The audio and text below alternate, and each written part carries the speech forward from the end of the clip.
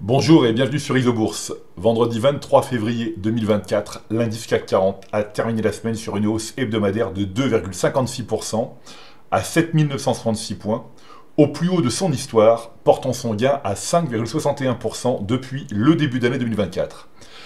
Alors à l'exception de la bourse d'Amsterdam qui a terminé en baisse, les principaux indices boursiers de la zone euro ont terminé la semaine sur une note positive.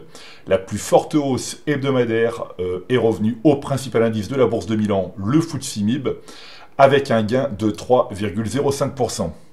L'indice boursier italien affiche une progression de 7,74% depuis le début d'année 2024.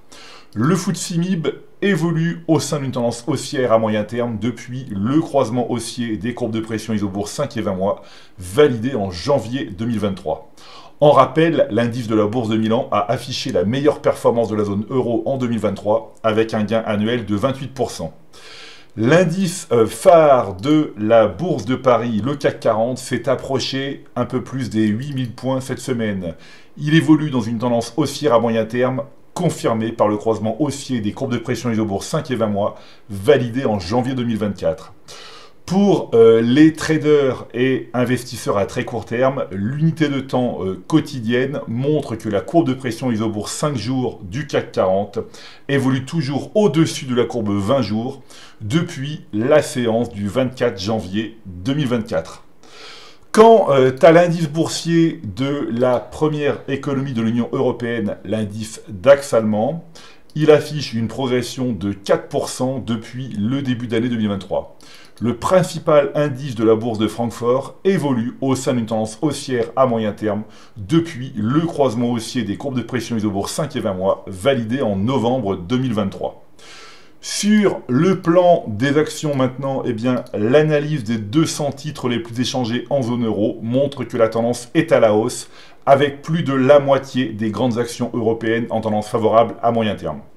Alors si les marchés boursiers européens ont connu une semaine faste, il est crucial de ne pas se laisser emporter par l'euphorie.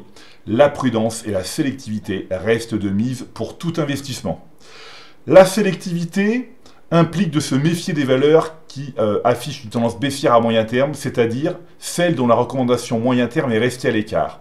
L'action Forvia, donc ex-Forestia, a terminé en tête des plus fortes baisses hebdomadaires de la liste cette semaine avec une perte de 14%. Après une tentative de reprise au premier semestre 2023, le modèle isobourse est repassé négatif à moyen terme en octobre 2023 sur le titre de l'équipementier automobile. Savoir être sélectif implique également de cultiver la patience. En effet, cela signifie s'attacher aux valeurs dont la tendance positive se confirme sur le moyen terme, sans se laisser influencer par les fluctuations à court terme.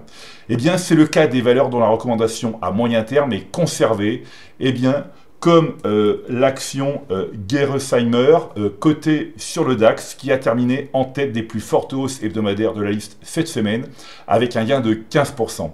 Le modèle isobourse est positif à moyen terme depuis février 2023 sur le titre du fabricant allemand de contenants pour l'industrie pharmaceutique. On remarque également la très belle performance de la banque italienne Banco BPM qui a terminé la semaine sur une hausse de 11% et qui progresse de 75% depuis la validation du croisement haussier des courbes de pression isobourse 5 et 20 mois en novembre 2022. Voilà, c'est maintenant à vous de faire le point de vos valeurs en portefeuille avec Isobourse. Je vous donne rendez-vous pour ma prochaine chronique et d'ici là, restez avec nous sur Isobourse.